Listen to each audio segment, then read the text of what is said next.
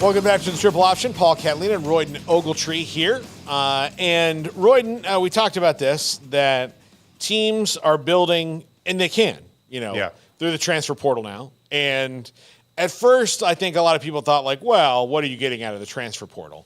If you are good at it, like if you're not just going to the big box store and going, we need 40 players and getting the, in bulk players, if you are careful about it over several seasons, then it appears that you can really build a team pretty well. Florida State is maybe the best example of it right now, although Texas, there was a time where Texas didn't even take JUCO guys.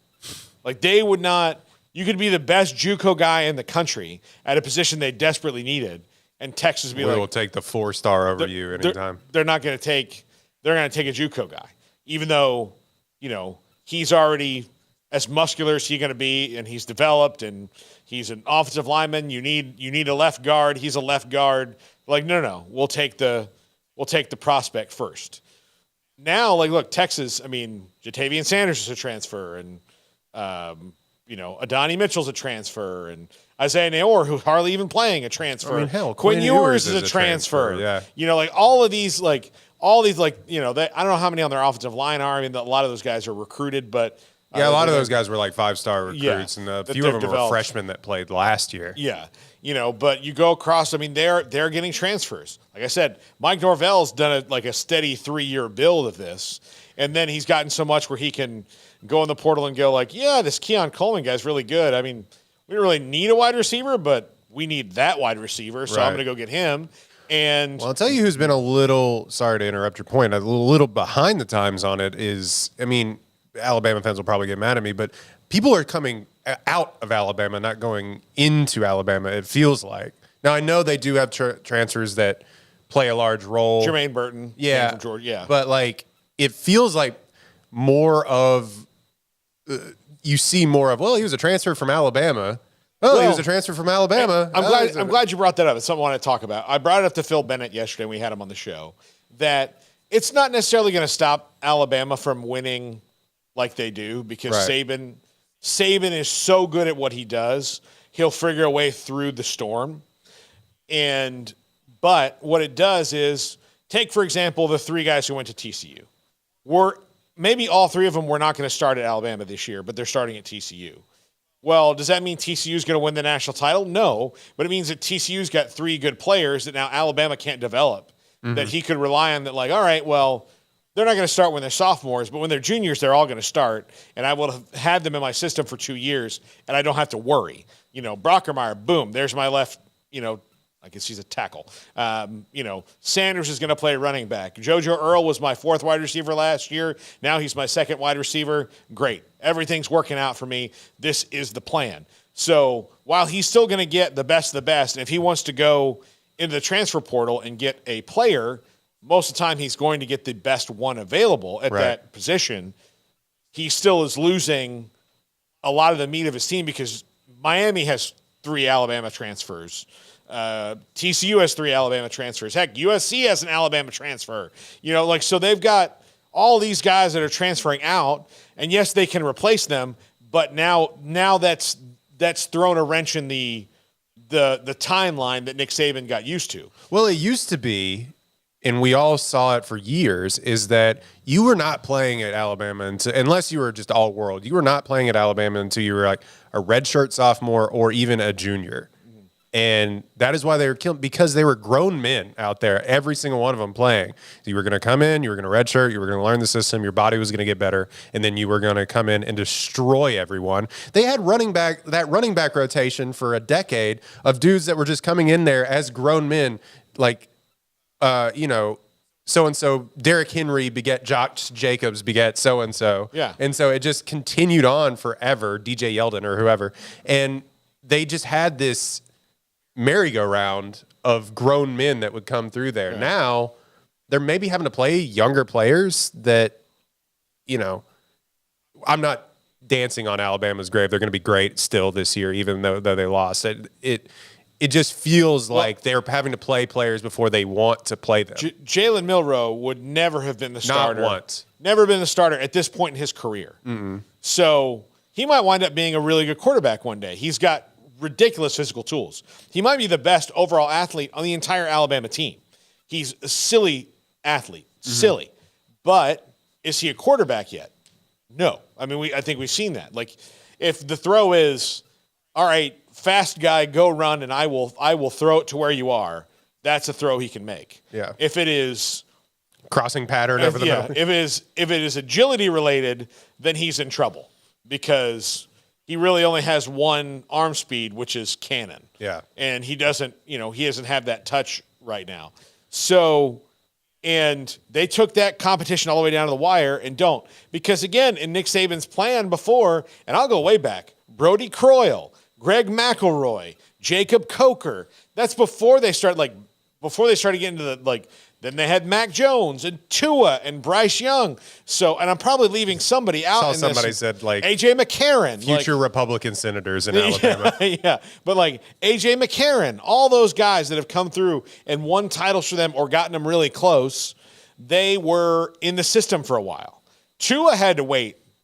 Tua had to wait. That was sort of the beginning of the end, not the end, but the beginning. Jalen Hurts, for God's sakes. The Tua thing was sort of the beginning of I maybe have to start playing these players a little bit sooner than I want to. Yeah, that's a rare case because Tua threw for 500 yards in an NFL game. But now that is flipped on its ear, where Tua is the freshman who pushed the veteran out the door. Mm-hmm. The veteran usually would push the freshman to another play. Yeah. Well, I'm not going to play for 2 years because Jalen Hurts is here. Well, I'll go to Miami. I'll go somewhere else. So, like the most successful, back in the day, some of the most successful transfer quarterbacks, you would never even have realized they were transfers because they just,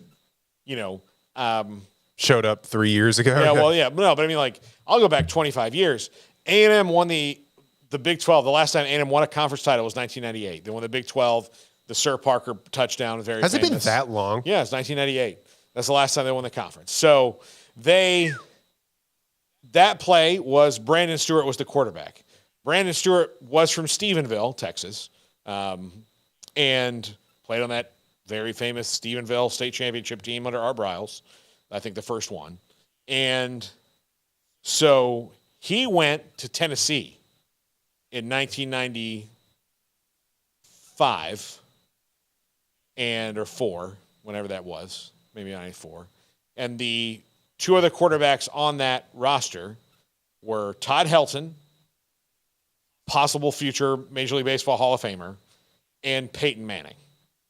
So Peyton Manning took over the job from Todd Helton during his freshman year, and Brandon Stewart realized, well, that's it for me here. I'm done. I'm not going to play here. This guy's the truth. So he's got to leave. And so that was how it used to be, And then eventually he winds up starting at A&M. You're like, oh, that's that guy who couldn't beat up Peyton Manning. Or you didn't know that. You're like, oh, he's just here now. Yeah. As opposed to now, it's completely flipped on its ear. Well, I mean, and we were talking about this, and we were talking to Deion Sanders of it all. I mean, DJ Kinney did it too, and we saw them come in here and beat up Baylor, where they had, 40, 50 transfers. Deion Sanders, the whole thing has been we're just going to tear this down, but it's not like a Matt Rule tear down like we were talking in the last segment. It is we are playing to win. Now I have all these guys in here expecting to win. I mean, you say we don't need to do the wholesale thing. Some of these programs don't. But what do you think about the whole? Well, I mean, it's not even wholesale. They were don't think every coach can do that. No, I don't think. I think it is Deion Sanders. But they were But I mean, other ones were Mike Norvell was pretty judicious about who he took. He knew he needed guys, but he got really aggressive on certain guys. This is guy I need to make sure that he is here at Florida State. And as opposed to going, all right, we just need a center. So go get the best one that says yes first. They were really good about that. Now Deion has a bit of a different thing. Is if he walks in a room, it's I'm Deion Sanders. Would you like to come and play for me? Yeah. And it's okay, it's different. But he didn't win every battle, and he's not going to win every battle because he's going for volume. So sometimes you're yeah, but I know that you've already asked 7 other guys too. So I don't know if I'm going to play or not. So that's the only disadvantage he has at all is that. But they were, at least with their skill position players, especially able to go get some pretty pretty excellent talent. Well, granted, it helps when like our D1 athletes were already playing for you at Jackson State. State. Like that helps. Like his son clearly was a D1 player. That's huge because if he's got another son, Shiloh, that's on the team, it's the defensive back. If Shedeur Hunter was a 5-star prospect, that was the biggest thing in recruiting history. I think because it's all about the quarterback, right? Yeah. If Shedeur was like a safety or something, would he have been able to say like, "No, I promise you, we're going to be good on offense this year"? And you're like, "All right, can you really?" Yeah. And they're like, "Well, no, Shedeur is the quarterback. Believe me, he's really good. He came to Jackson State with me, but he could have gone a lot of other places, you know." I think the wholesale thing works at a program like Colorado, who was historically bad. Yeah. And a lot of people are saying, well, they replaced all these players. But then the other argument is they had the opportunity to replace all those players. Those players weren't good. Sorry to the players at Colorado. Yeah. But they won one game. 1-11. Yeah. So it's not like we're replacing the cream of the crop. Any people that you brought in were probably going to be better than what you had in there. There was one guy I remember that got the interception against TCU in the end zone. He was the only guy that was still there on that started on defense. Yeah. So there's a couple of things here. One, I think it works because it's Deion Sanders, and he has the charisma and the football knowledge to go into a room and be like, come and play. Whereas some of these coaches who it's like watching paint dry when they're not talking about football, you know, and they're talking about their lives. They're like, yeah, I just go home and I watch football and I do football. And it's like, that's not Deion Sanders. It feels like it's harder for them. It would be harder for them to do the whole, we're just going to tear it down to the studs and redo this whole thing. I do think that like the tear down of the studs is, you have to be certain, but you do have to now. I mean, I think you can build a whole team through the transfer portal if you do it. We're going to take 10 this year and 10 this year and 10 this year. And then but the whole 50 a year thing. 50 a year, you can't. Yeah. I think that's unique. Like there may be like Lincoln Riley could do it if he went somewhere else. Right. But again, I guess it's a good starting point and then you build from there. Yeah. But you know, you still have to recruit, but like what you're doing now is, it used to be, all right, I need 4 years to get my guys in here. Well, now you don't need 4 years. You probably need 2 to get some transfer portal guys who can help you win and build something so people can see. It gives you a lot quicker thing of like, look, we were 8-4 last year, and we came out of this. We had transfer portal guys. You know, this is what we've got going. Here's our offensive system. Look at our defense. Like, we just need these few things to get better. Please come here, as opposed to, I'm trying to sell you on a whole new vision that is only abstract right now because I'm trying to tell you, oh, we're going to run this on offense. We're going to do this. You're like, okay. Yeah. Great. You know, forgive me, Coach, but I didn't catch Memphis's games all that much, you know. Well, that's why I don't, you know, and only so, watch for Deion Sanders in that. Yeah, and that's like, but you do have to have that, and you know, have to weather a storm a little while, but you can turn something around a whole lot quicker now. Yeah, and that's why I do find it infuriating for some of these coaches. Well, we just didn't have our guys. It's like, go get 10 more guys. You know, like, it's like, obviously we've just said this entire time, and you've just said, like, you don't want to just bring in a guy for the sake of bringing in a guy, but the whole we don't have depth thing makes no sense to me. Well, and makes no sense to me. And you cannot sell, like you said, you cannot sell anymore that, oh, well, we just need 4 years to get our guys in here. Nope. You got, and sorry to some of these coaches, you got 2 years. Well, and look, it's shown with Dabo Sweeney has decided he doesn't like it. Yeah, and it's come back to bite him. But everybody around him's doing it. So it's one of those things like, yeah, you know what? Like, you're now in a prison of your own making because you've decided like, oh, I'm going to do it the right way. Well, what's the right way? There is no right way. There's no right way. Like, there is the way, and then you'll get fired. Yeah, you're creating this. Like, this is only in his head. Yeah. Look, you think Nick Saban really likes it? No, because he knows that it's harder because this kid that he knows needs 2 years to play, and he tells them that, but about a year and a half in, the kid gets impatient and leaves, and then goes and helps somebody else, and they don't have a good cornerback now because he's gone to play somewhere he's going to start, even though he probably would have started at Alabama because he got impatient because kids are impatient. Yeah, you know, like all these things. So there's multiple factors that play into this. Exactly. I don't besmirch a kid for wanting to go play football. Yeah.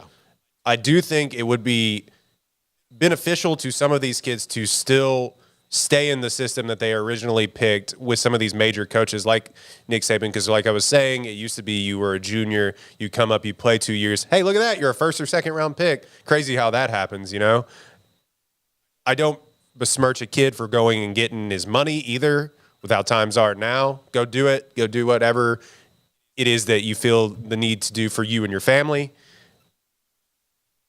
But also, I don't feel bad for coaches that was like, well, our guys just left. It's just like, I think there's other guys. You know what I mean? There's so many other guys. The streets of the transfer portal are littered with different things, like players who were impatient, immature, and were like, oh, well, I'm not playing, so I'm going to get in the portal. And then all the other coaches are like, well, yeah, we know why you're not playing. Like, that's the other thing too. You're going to be like, you're in the there's kids that sit in the portal and don't go anywhere. They don't play because coaches are like, well, we know why you're in the portal. You're not good. Like you're not ready. Like you should probably stay where you were unless they wanted you gone. Yeah. Now part of that is, sometimes you can have that Deion thing where it's like you better go get in that portal. Or like Texas a couple years ago, when they were 5-7, coach had the very famous rant on the bus where he's like, look, you don't want to be here.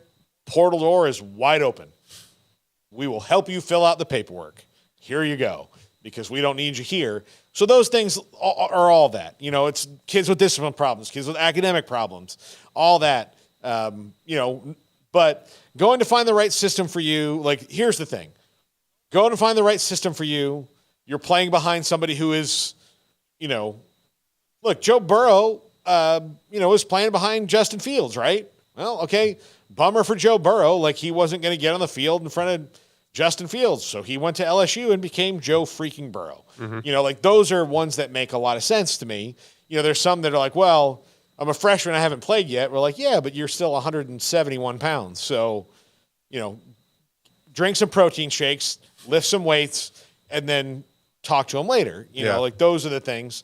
And then, of course, obviously, kids going to get their money right now. Yeah. But I can assure you this. There are some times where, like, if a kid goes from Georgia to Alabama, like Jermaine Burton did, like, what money? Like, what are you talking about? Like, what's the exchange rate between Georgia and Alabama? They both have NIL collectives. You're getting money. Like, that's why when transfers happen between schools like that, like, I would think you're just completely kind of splitting hairs, or you just really want to leave. Because if I decided to transfer from Georgia to USC tomorrow, like, I'm not, like, USC is not going to double my money.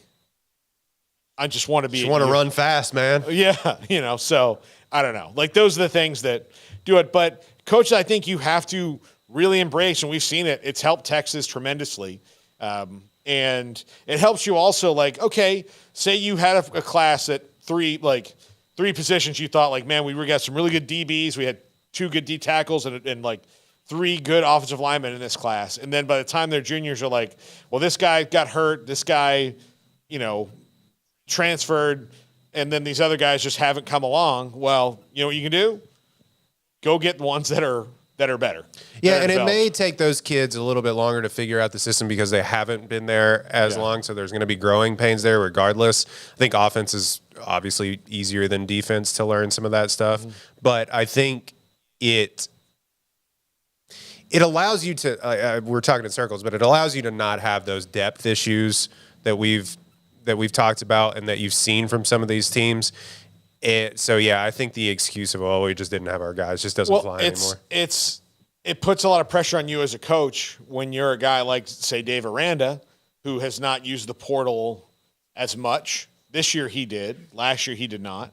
And it came back to hurt him because those guys haven't been in his system now for another year. So, it's come back to hurt him. And then when you say, well, I just need more time, you're like, well, this guy didn't need that time. Yeah. So it's really gonna hurt you because you have a new tool at your disposal.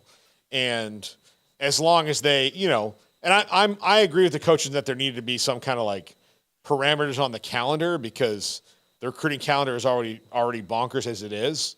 But outside of that, I think the problem is too is that you were saying like some of these guys don't fit, just sit in the portal. That's a really big issue that I don't think a lot of people have talked about. I think 247 did some in-depth reporting and numbers about how many kids ended up finding new homes. And it's astronomical the amount of kids that are just still in the portal, just not playing football anymore. and not even at a D1 level, like D2, whatever. They just have not found a home. So the grass isn't always greener on the other side. For the best of the best, you'll find a home. But for these middling, 3-star average recruits that have kind of sat on the bench, I don't know, man. You may just have to be patient. That's the unfortunate nature of it, because playing football is, always better than not. Yeah, no, it absolutely is true. When we come back, we wrap it up. We talk Michigan State and what